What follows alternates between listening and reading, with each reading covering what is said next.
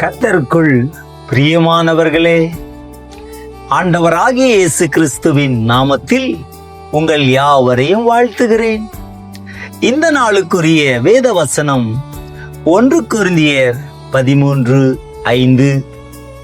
அன்பு அயோக்கியமானதை செய்யாது, தற்பொழிவை நாடாது.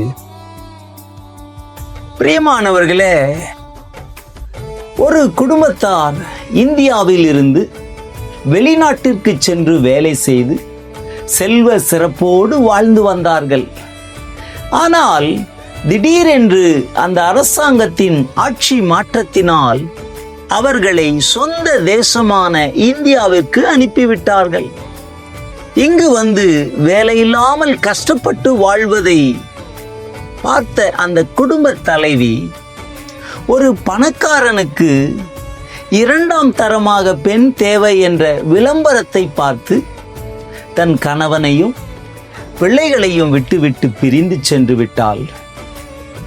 அந்த கணவர் மற்றும் பிள்ளைகளின் உள்ளம் சுக்குநூறாய் உடைந்து போனது. அழுது புலம்பி ஆறுதலற்றவர்கள் ஆனார்கள். தேவ பிள்ளைகளே, இன்றைக்கு மாறி வருகிற கலாச்சாரத்தினாலே திருமணத்தின் போது செய்த உடன்படிக்கைகளை மீறி கணவனுக்கு விரோதமாக மனைவியும், மனைவிக்கு விரோதமாக கணவனும் தவறான பாதைகளில் சென்று விடுகிறார்கள். அநேக குடும்பங்களில் சண்டைகள், ஒரு மனமில்லாமை, இப்படிப்பட்ட காரியங்களினாலே சிக்கி பல குடும்பங்கள் இன்றைக்கும் கஷ்டப்பட்டு கொண்டிருக்கிறது. ஆனால் கர்த்தர் குடும்பத்தை கட்டுகிறவர், குடும்பத்தை இணைக்கிறவர், பிரிக்கிறவன் சத்துரு. ஆம் தேவ பிள்ளைகளே, கவலையும் கண்ணீரும் துரோகமும் நிறைந்த இந்த உலகத்திலே விலகாத அன்போடு நேசிக்கிறவர் இயேசு ஒருவர்தான்.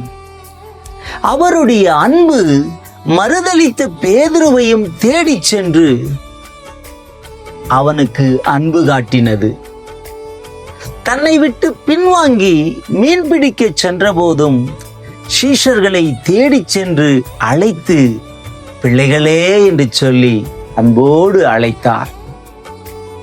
அந்த இயேசுவின் அன்பு ஒன்றே மாறாத அன்பு. அவர் முடிவு பரியந்தம் அன்பு வைக்கிறவர். அதே போல இன்றைக்கும் குடும்பங்களில் கணவன் மனைவி ஒருவருக்கொருவர் அன்போடும் சந்தோஷத்தோடும் வாழ தேவனின் சித்தமாயிருக்கிறது. ஆகவே இன்றைக்கு குடும்பங்களுக்காக ஜெபிப்போம். நம்முடைய தேசத்திலும் செய்தித்தாள்களிலே எத்தனையோ விதமான சம்பவங்கள் வருகிறது. தொலைக்காட்சியிலே எத்தனையோ விதமான குடும்பங்களை குறித்த காரியங்கள் வெளிவருகிறது. ஒவ்வொரு நாளும் நாம் பார்க்கிறோம்.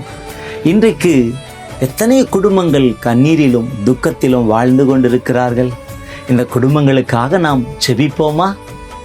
அன்பின் பரலோக பிதாவே, இயேசு கிறிஸ்துவின் நாமத்தினாலே உமக்கு நன்றி சொல்கிறேன்.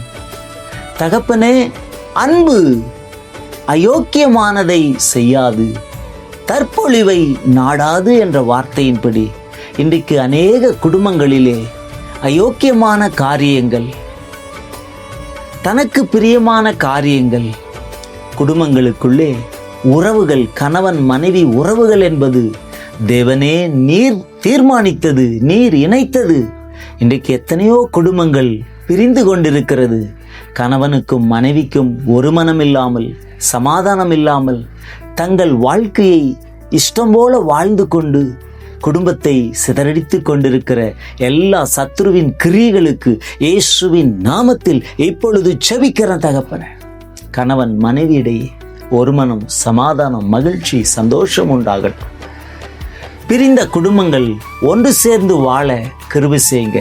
கணவன் மனைவி உறவை பிரிக்கிற, ஐக்கியத்தை பிரிக்கிற, சந்தோஷத்தை கெடுக்கிற எல்லா துஷ்ட ஆவிகள் மேலே இயேசுவின் நாமத்தினாலே ஜெயம் எடுக்கிறேன். ஒவ்வொரு அசுத்தாவின் கிரியைகள் நிர்மூலமாக்கப்பட்டு போவதாக. குடும்பங்கள் இணைக்கப்படட்டும், குடும்பங்கள் கட்டப்படட்டும். மகிழ்ச்சியோடு வாழ உதவி செய்யுங்க. துதி கன மகிமை எல்லாம் உமக்கே செலுத்துகிறோம். இயேசுவின் நாமத்தில் ஜெபம் கேளும் நல்ல பிதாவே, ஆமென்.